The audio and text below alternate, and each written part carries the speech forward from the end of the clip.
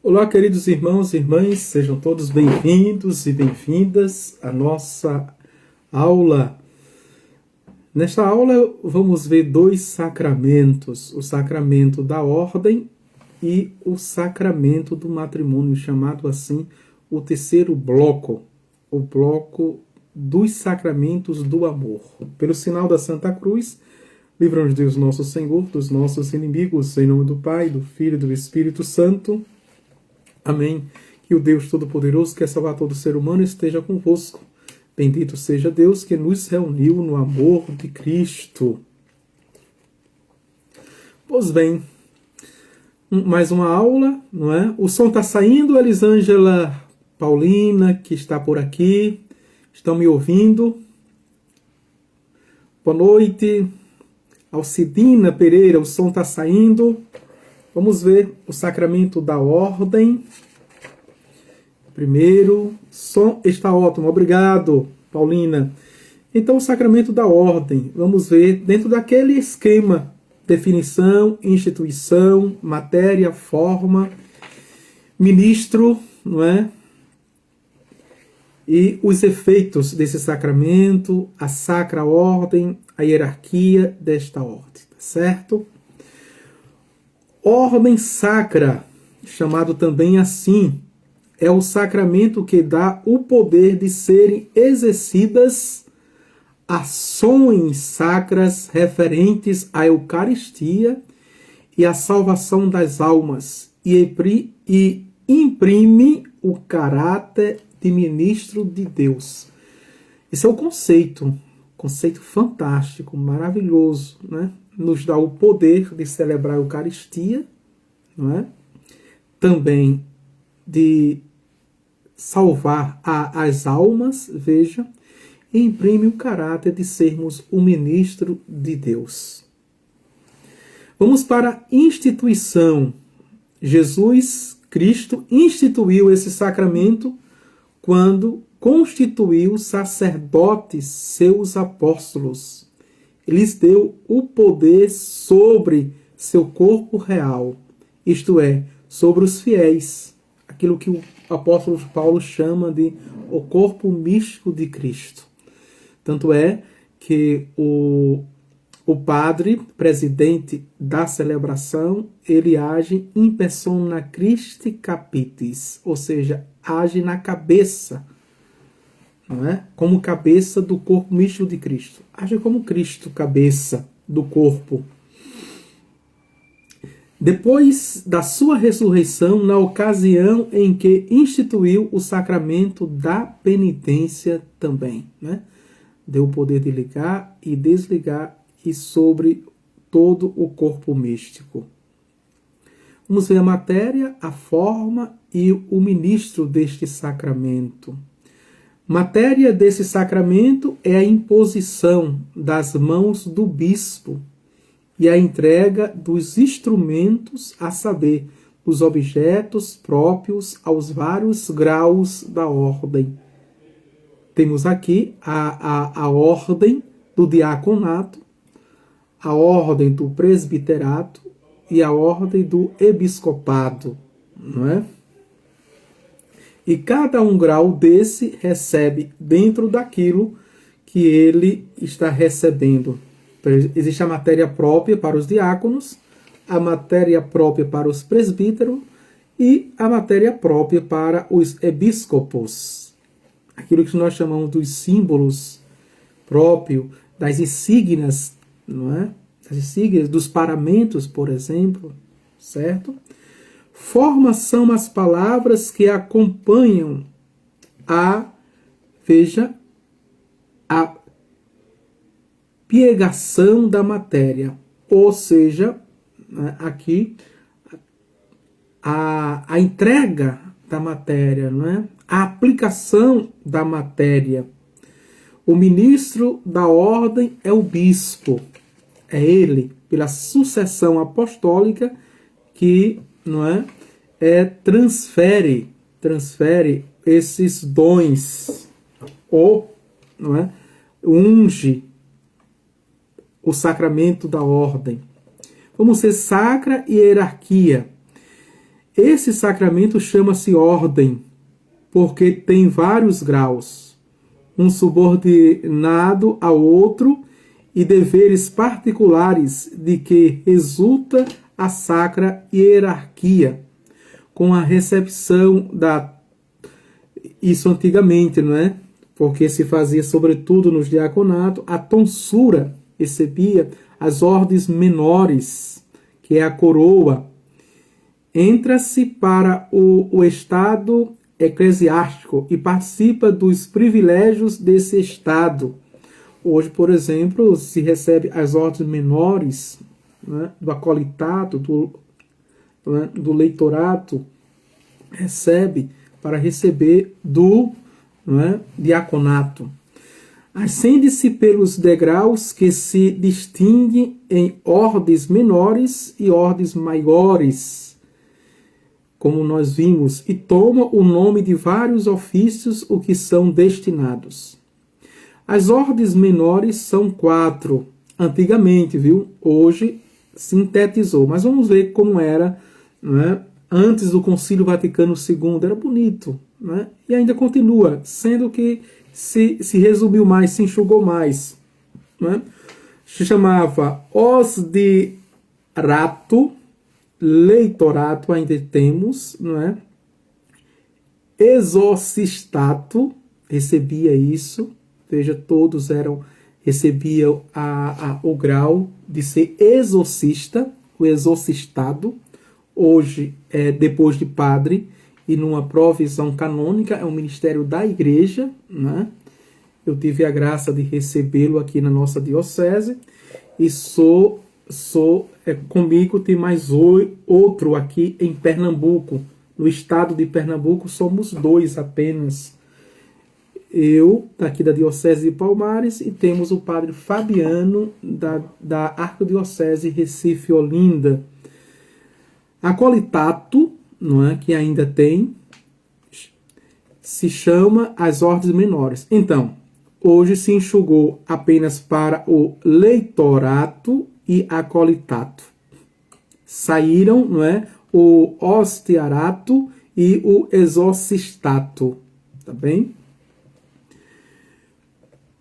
Porque deputam quem as recebe a ofícios que têm relação remota com a Eucaristia. Interessante, esses graus menores tinham e têm relação direta com a Eucaristia, bem como também os maiores. Vamos ver cada um destes aqui, não é? Depois vamos ver os maiores, que são o diaconato, o presbiterato e o episcopado. O hostiário tem o poder de abrir e fechar a igreja e convidar o povo às sacras funções. O leitor, o de ler ao povo os livros santos. Veja, era um ministério que hoje existe dentro da equipe de liturgia, não é? É um ministério. E muitos não sabem. Por exemplo, a pessoa que fica responsável de fazer a lista, o convite pelos leitores, de organizar a escala, é esse ministério, que era o primeiro das ordens menores, né? Que é chamado hostiário. E muitas vezes nem sabe, porque aqui é a questão da história da igreja, não é? Vamos ver o exorcista, o de expulsar o demônio dos possessos. Veja, era uma ordem menor, dentro das ordens menores. O acólito, o de preparar remotamente as coisas necessárias ao sacrifício. Veja, aquilo hoje que o sacristão faz também, né? Prepara ali a credência. E muitos nas capelas, nas comunidades, fazem também esse trabalho. A Josida está aqui, quando estava em Ibiratinga, ela fazia muito esse trabalho, né? Era acólita e não sabia. Pronto. Vamos ver agora as ordens maiores. Dizem-se tais, pois quem as recebe é deputado a ofício que tem relação direta com a Eucaristia e contrai a obrigação da continência e de recitar o ofício divino. Veja, além de ter as ordens maiores, além de ter todas essas menores, né? Além de poder presidir, celebrar e concelebrar o sacramento da Eucaristia, ele tem também o direito e, ao mesmo tempo, a obrigação de rezar as horas canônicas, ou seja, uma oração da Igreja que é feita pelo povo e para o povo. Vamos avante. São 3. E aqui, lá, logo, né, os 3 menores eram divididos assim. O subdiaconato, antes de receber o diaconato, tinha o subdiaconato, o diaconato, né, e o preparatórias para o presbiterato, que quer dizer o sacerdócio. Era uma coisa. Se hoje nós achamos muito tempo para fazer um padre, antes era mais ainda. Hoje leva 9 a 10 anos. Antes era 12, 13, às vezes passava 15 anos para fazer um padre dentro de todas estas. Podemos dizer esses graus, né? Esses graus. Não é normas, nem diretrizes, mas esses graus. A igreja não tinha muita pressa, formava bem, né? Dava uma boa formação na teológica, mas sobretudo espiritual. Dentro da tradição, fundamentado nas Sagradas Escrituras, vejam, na hierarquia, no magistério da igreja. Era uma escola de santidade mesmo, não é? Escola de santidade. O subdiaconato tem o poder de ler a epístola nas missas solenes, preparar o cálice e nele derramar a água antes do ofertório. Que era um rito, né, à parte, que era um rito de purificação. O diácono recebe o poder de assistir imediatamente ao sacerdote, de pregar, batizar e distribuir a Eucaristia. Então, ele, na impossibilidade do sacerdote de pregar, né, está afônito, rouco, né, está doente, não pode fazer a pregação, o diácono, né, fazia a pregação, assistente imediato do sacerdote no altar. O sacerdote tem o poder de consagrar a Eucaristia e perdoar os pecados. Esses 2 sacramentos, né, que resplandecem mais no ministério sacerdotal, de perdoar os pecados, veja, e de tornar apto para a Eucaristia, de dar Jesus na Eucaristia.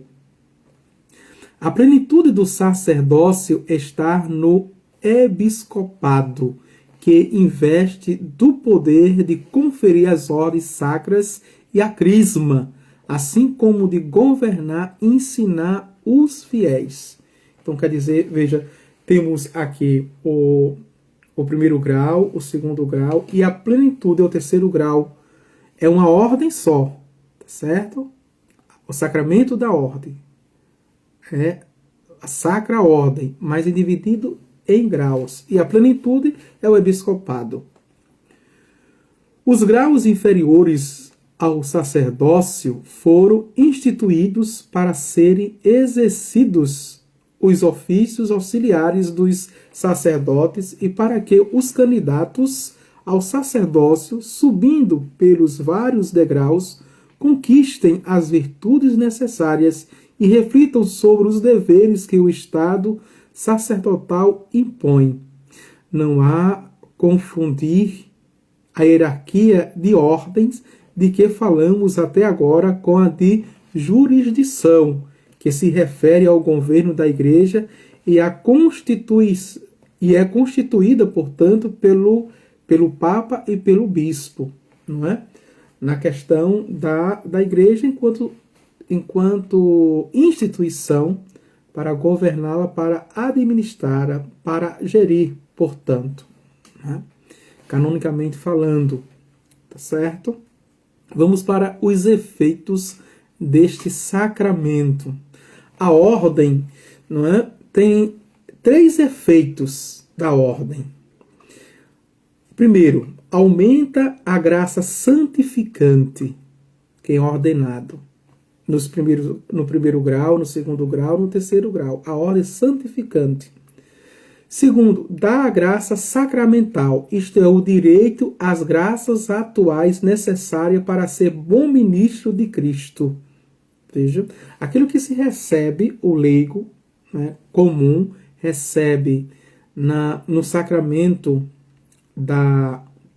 do batismo, que todos recebemos, recebe toda vez que confessa, nós permanentemente temos um sacramento da ordem. Permanente, porque é um sacramento permanente, né, da ordem. O terceiro imprime o caráter, como vimos, de ministro de Deus. Quando chama o sacerdote, o padre, de ministro de Deus, você não está errando. Não é? Isso não foi superado ainda. É o ministro de Deus. Ministerium, veja, quer dizer serviço. Quer dizer, é um servo de Deus. É para servir. E servir a todos, tá certo? Vamos agora para a vocação, ver os impedimentos e deveres dos fiéis também aqui. O sacerdócio foi instituído por Jesus Cristo para a glória de Deus e para o bem das almas. Atenção aqui, isso é importantíssimo. A minha vida, né, por primeiro, não é para o povo, não é pelo povo. Eu não fui padre por causa do povo. A minha vida, a minha vocação primeira é para a glória de Deus. Veja. E porque a minha vida dá glória a Deus, né, ela faz bem ao povo, faz bem às almas. É entender isso. Tá certo? Para que o padre não caia, não é, aí numa estratégia pastoral, no programa pastoral, numa agenda pastoral, tudo é o povo, mas o povo é pobre, o povo é ovelha sem pastor, é isso, que a gente já sabe, não é? Todo o contexto, é uma vida doada pelo povo, e a gente, quando vê um padre muito doado na pastoral, a gente se orgulha, enche o coração, a gente se alegra, a gente elogia, sim, tudo isso, certíssimo, tudo isso. Agora, se o padre não tiver uma vida de oração, não tiver uma vida de intimidade, só é pro forma. E pode cair no farisaísmo, não é? O padre pode ser um fariseu. Tá certo? Então, a vida dele tem que ser primeiro para a glória de Deus. E essa glória resplandece. Resplandecendo, chega nas almas, toca as almas. Consequentemente, quem entrar para o sacerdócio não deve ter outro fim, senão este. Certo? Essa dupla dimensão. Primeiro, a glória de Deus. Segundo, para o bem das almas. Requer especial vocação ou chamado do Senhor. Estamos no mês vocacional, né? E é uma vocação especialíssima. Quem entrasse para o estado eclesiástico sem esta vocação faria grande mal, porquanto se exporia a não ter os auxílios divinos necessários para observar os graves deveres sacerdotais, com evidente perigo de escândalos públicos e perdição eterna. Olha como isso é grave. Isso é grave. Quem se tornou, né? Quem entrou numa pastoral vocacional na paróquia, depois participou da diocesana, depois foi para o propedêutico, seminário maior de filosofia, de teologia, enfim, chegou ao sacerdócio e não tem essa vocação de dar glória a Deus com sua vida e para o bem das almas, pode perder a própria salvação, pode perder a própria vida, porque está levando a vida toda em sacrilégio. Veja só, com a má intenção de fazer a vida como nós vimos, né? Muitas vezes, isso, hoje eu não sei se ainda existe, mas existe. Todos os tempos existiu, né? De famílias muito pobres, que não tinham condições de estudar, tinham. E muitas vezes, para sair daquela situação, logo o jovem procura, né, ali o adolescente, o jovem procura entrar no seminário. Muitas vezes para ter uma boa formação, né, para ter até mesmo privilégios, né, privilégio de bens materiais. E isso, quando não muda, quando não se converte, passa a vida assim, faz um grande mal. A ele, primeiro, que ele perde a salvação, a eternidade, e ao povo também. E o povo vai sentindo quando um sacerdote tem vocação ou não. Foi chamado mesmo de Deus ou foi querer dele, vontade dele.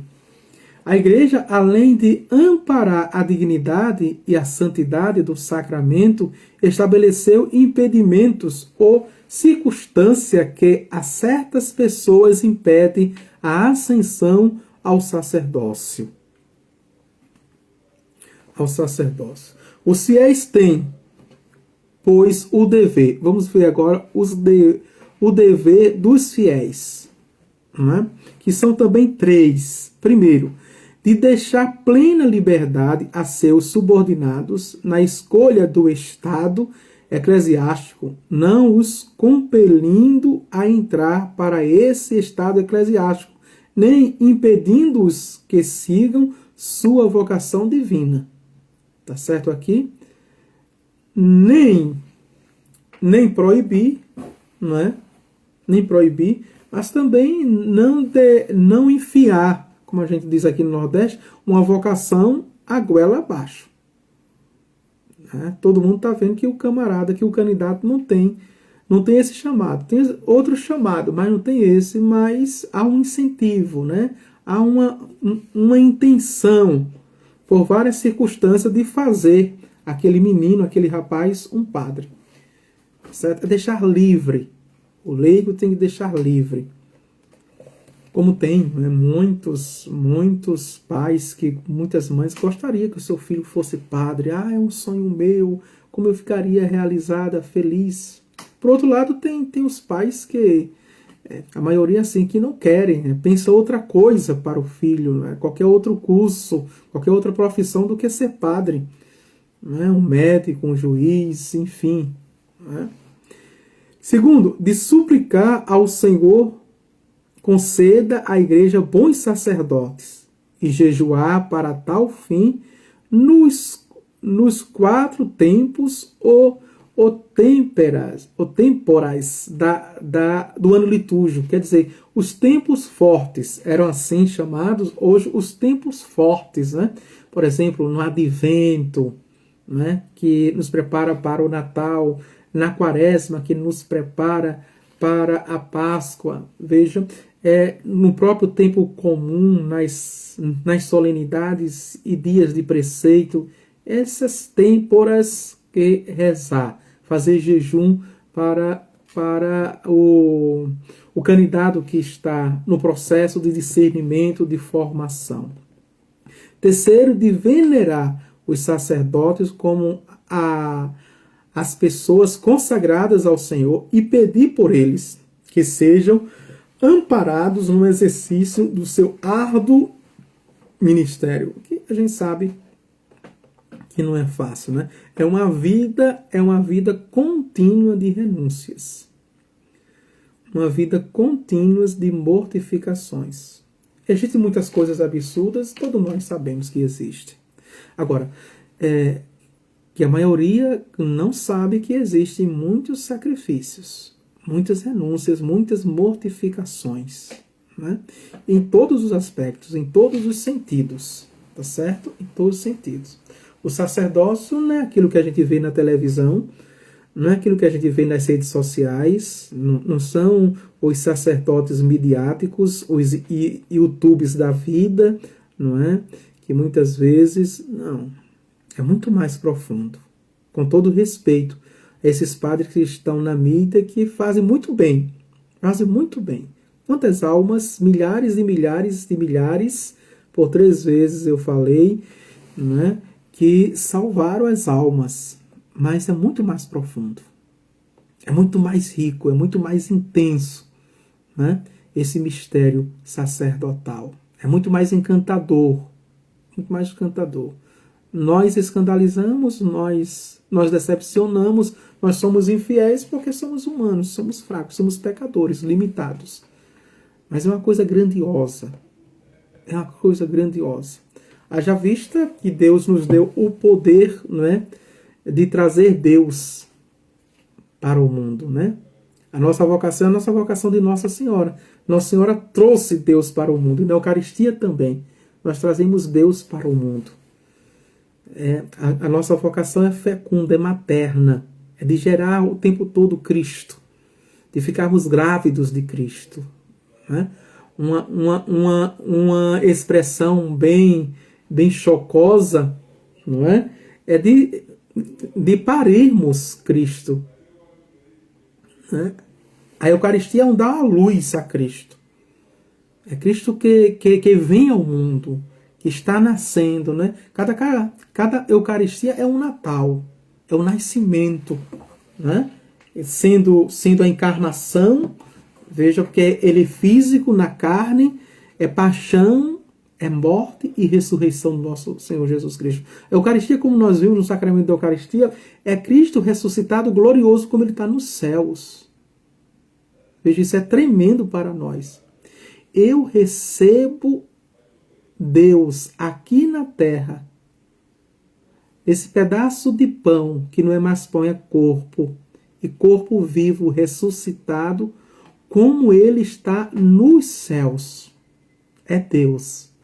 Por isso que toda honra, toda adoração, né, toda piedade, né, eu já disse a vocês, em muitos momentos, em homilias, em testemunho, não é, que lá no sítio do Boi, quando eu estava na paróquia de Santa Quitéria, aí fica no alto assim, depois de Serra Azul, um povoado chamado Sítio do Boi, que fica fronteira lá por dentro, fica fronteira com Palmares e Bonito, né? Uma senhora muito, eu acho que ela já tinha uns 87 para 90 anos, uma senhorinha mesmo. E ela ia, né? Ela andava mais de 6 quilômetros, acho que muito mais, 6 quilômetros. E aí a missa era uma vez por mês lá, às 10 horas da manhã, quando eu terminava a missa das 7, que era em Guadalupe, e ia para o Sítio do Boi. E aí eu encontrei essa senhora e fui dar uma carona a ela, não é? Fiquei com tanto compadecido. Ela disse, não, padre, não. Eu estou fazendo o meu sacrifício, é uma vez por mês. E vale a pena. Se fosse todo dia, eu caminharia todo dia. Porque quem eu vou ver, né? E quem eu vou buscar é muito fino. É muito fino. Vale a pena.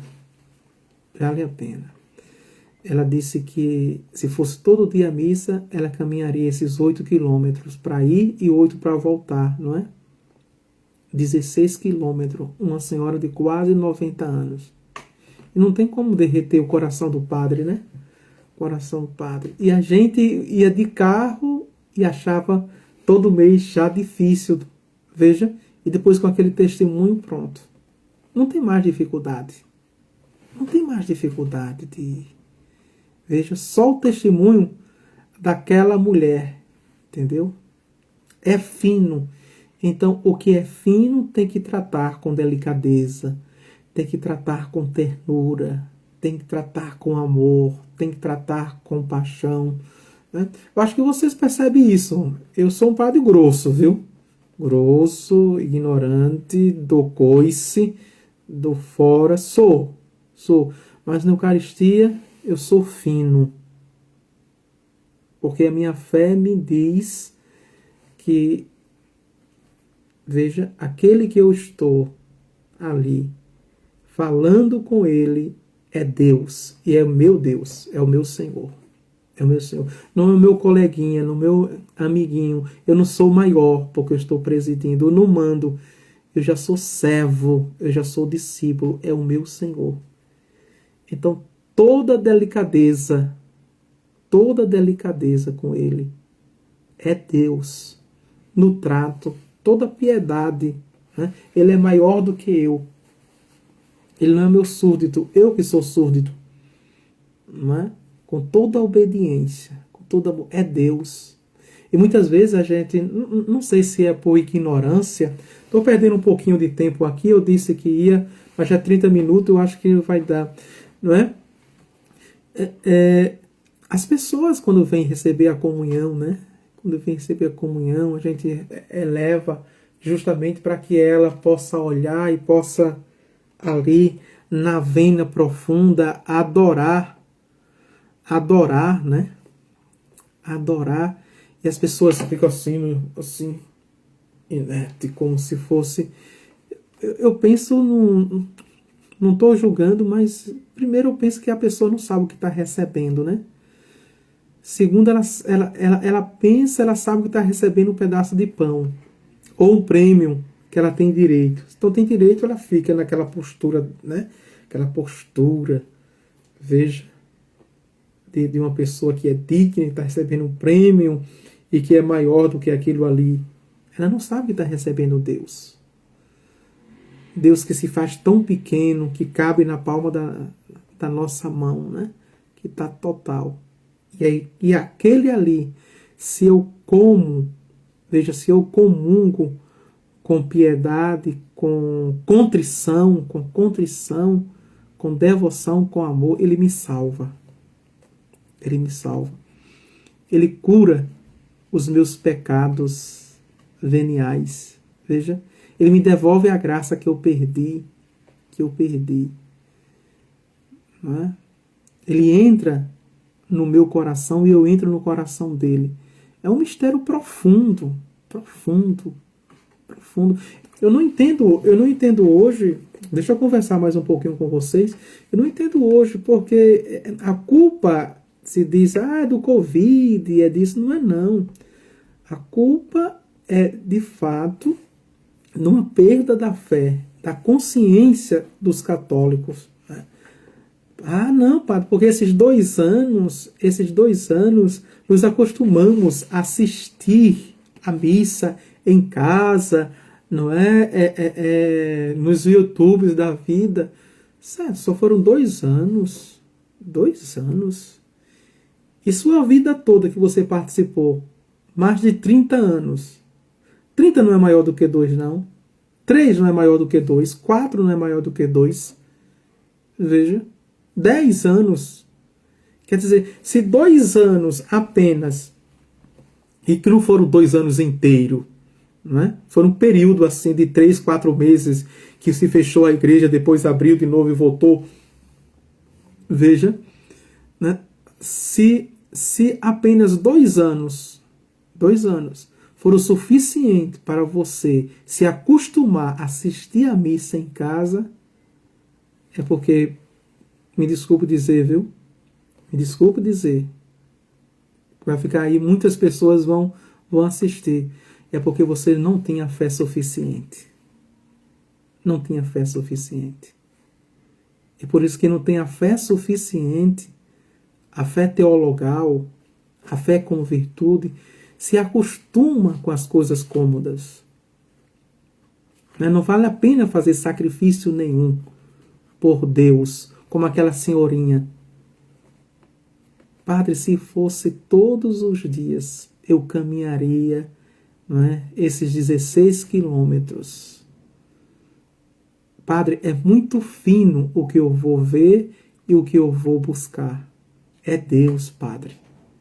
Né? É Deus. Veja, aquela mulher lá da roça, escondido, tem uma consciência de Deus extraordinária. Que muitos de nós padres, que anos de seminário de teologia, de curso, muitos de nós esclarecidos, não temos uma razão. Não é? A nossa razão natural não é iluminada por essa razão sobrenatural. Olha aí, veja. A nossa razão natural tem que ser iluminada pela razão sobrenatural, pela fé. Ela que nos sustenta. Ela que nos faz sentir saudade de Deus. Saudade de Deus.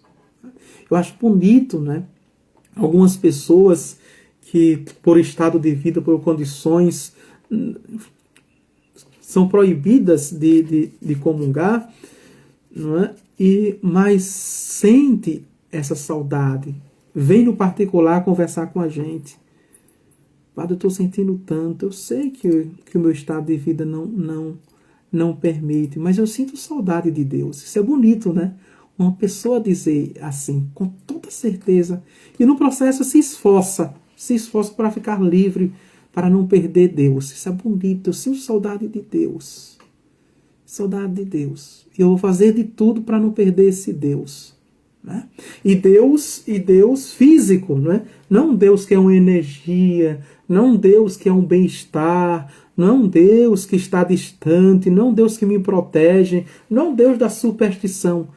É o Deus que está ali na liturgia, na missa eucarística, que eu posso comungar, que eu posso falar com Ele, não é? Que eu posso dizer como aquele centurião, como eu digo em todas as missas, Senhor, não sou digno que entreis em minha morada. Veja, mas dizer uma palavra, eu serei salvo.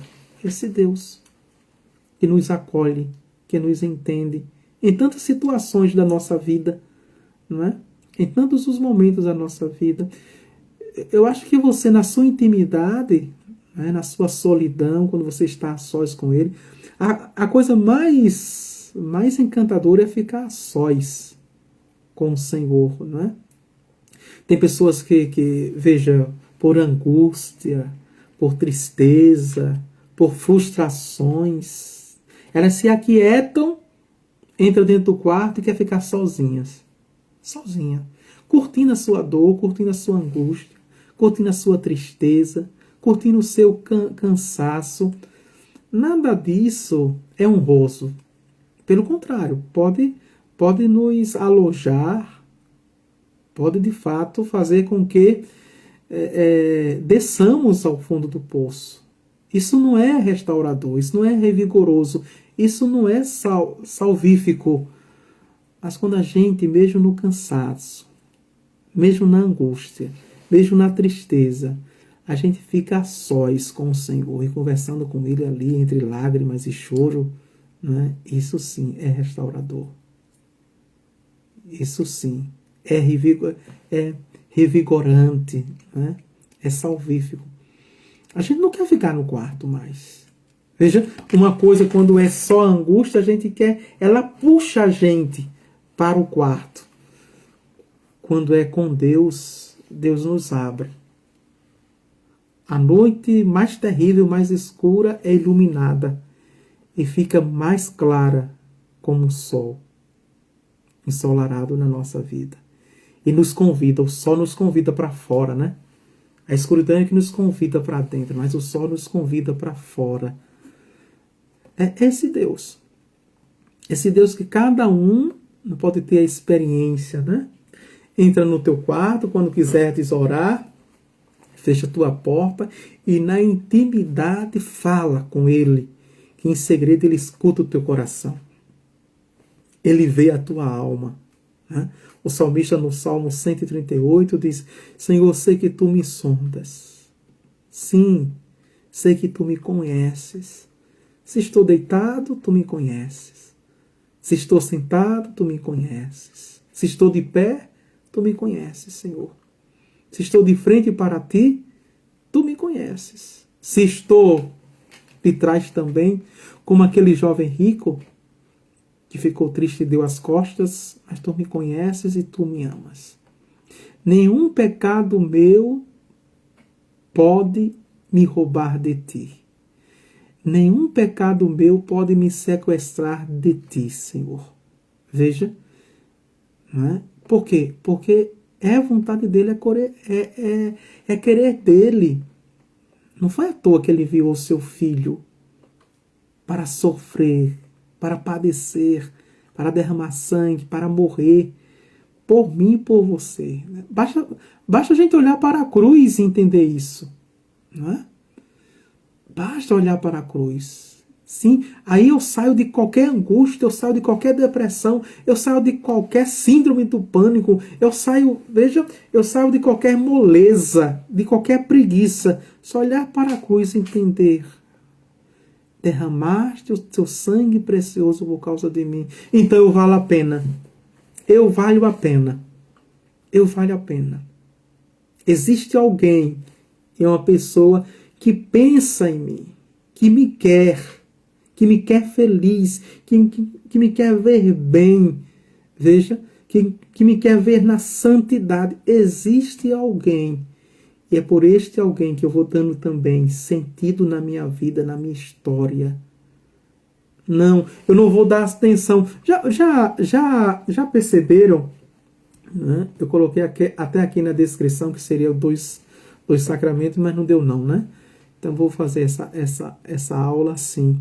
Sim, já perceberam que aquela mulher não precisou, tinha uma multidão e tinha um sinédrio ali de homens experientes, maduros, com espiritualidade encantadora, chamado, né, os anciãos do povo, os mestres da lei, os fariseus. Mas aqueles homens estavam, né, irascivos, com pedras na mão. E quantos olhares, né? Em cada pessoa são 2 olhos, né, e um só olhar. Mas quantos olhos estavam voltados para aquela mulher e todos pediam a morte daquela mulher? Meu irmão, minha irmã, você pode ter multidões olhando para você e pedindo a sua morte, pedindo a sua derrota, pedindo a sua desgraça. Veja, pedindo. Mas você não precisa desses olhares. Você só precisa do olhar de Jesus. Você só precisa do olhar de Deus. Foi o olhar de Jesus que se destacou no meio daquela multidão. Foi o olhar de Jesus, mesmo aquela mulher de cabeça baixa, veja, que não aguentava olhar os olhares, mas ela foi atraída no tempo de morte, no tempo de apedrejamento, ela foi atraída pelo olhar de Jesus. E somente quando ela foi atraída pelo olhar de Jesus tão bondoso, tão misericordioso, tão compassivo, foi que ela pôde ouvir Jesus. Primeiro é o olhar que nos atrai, o olhar que nos acolhe, que nos entende. Veja, o olhar que nos entende. O olhar que quando nós pedimos a morte, esse olhar diz, não, eu te criei para a vida. Não é? Eu te criei para a vida. Eu te amo para a vida. Eu te coloco no colo para a vida e não para a morte. Esse olhar que a gente tem que enxergar. Diante das doenças, dos transtornos, diante do câncer, diante veja, de tantos males, diante da depressão, diante dos nossos medos, dos nossos transtornos, das nossas ansiedades, olhar para Jesus. Olhar para Jesus com um olhar tão bondoso, misericordioso, encantador, o mais belo dos belos. Primeiro, não existe outra pessoa mais linda, não é? Mais maravilhosa, mais encantadora. É bom olhar para ele, é bom vê-lo. Veja, que nos revigora e nos dá um novo alento e vontade de viver. Tá certo? Então eu termino aqui a aula com essa reflexão. Estão dizendo aí, a Elisângela disse, essa aula é de cura, não é? O sacramento da ordem, que é o sacramento também da ternura, não é? O sacramento do afeto. O sacramento.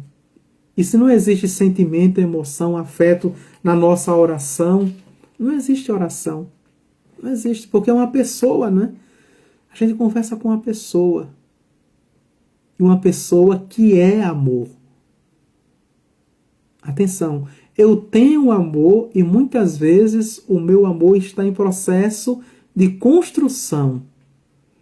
O meu amor está em processo de aperfeiçoamento, de melhoramento. Eu tenho amor. E com quem eu rezo, com Deus, com Jesus, com o Espírito Santo, veja, Ele é amor. Ele não tem amor, Ele é amor. Com o próprio amor. O amor mais genuíno. O amor mais pleno. O amor ágape. O amor de Deus. O apóstolo Paulo diz que as outras virtudes todas vão passar, mas o amor não passa. O amor eu vivo aqui e me eterniza, né? Porque o amor me leva para a eternidade. E por isso que um casal passa 50 anos, 60 anos, ou menos isso, mas que viveu este amor, né, um pelo outro, ele pode dizer, quando o outro jaz, quando o outro está no caixão, tu não morrerás jamais, mas te eternizarás em mim. Né? O amor torna as pessoas vivas quando a gente ama de verdade. Por isso que a morte não pode nos desesperar. Não. Não é perda, mas é apenas passagem. É Páscoa. É Páscoa. O Senhor esteja convosco. Ele está no meio de nós. Abençoe-vos, Deus Todo-Poderoso, o Pai, o Filho e o Espírito Santo. Amém. Tchau, tchau. Até amanhã, se Deus quiser.